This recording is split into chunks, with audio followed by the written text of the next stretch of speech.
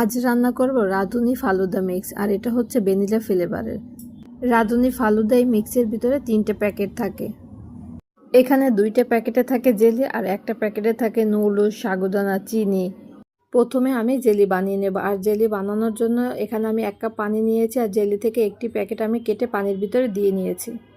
এবার আমি এটা রান্না করে নেব 5 মিনিটের মতো। যখনই পানিটা ফুটে উঠবে সঙ্গে সঙ্গে আমি নামিয়ে একটি পাত্রে ঢেলে নেব।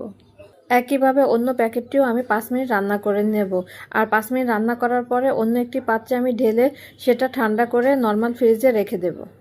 ফ্রিজ থেকে বের করে জেলিগুলো আমি কেটে নিচ্ছি, আর জেলিগুলো কাটতে কিন্তু বেশ ভালোই লাগছিল। এই গরমে ঠান্ডা ঠান্ডা ফালুদা খেতে কিন্তু বেশ ভালোই লাগে। যারা বাসায় ফালুদা বানানো ঝামেলা মনে করেন, তারা কিন্তু রাঁধুনি ফালুদা মিক্সের প্যাকেট এনে বাসায় কিন্তু এই ফালুদাটা রান্না করে নিতে পারেন।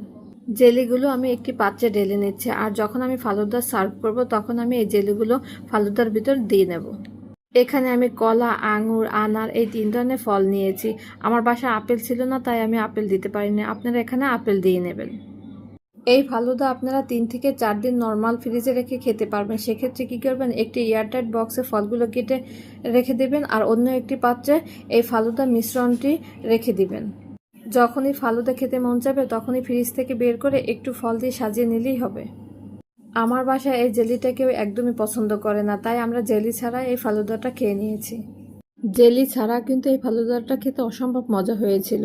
ভিডিওটি আজকের মতো এখানেই শেষ করছি। আল্লাহ হাফেজ। আসসালামু আলাইকুম।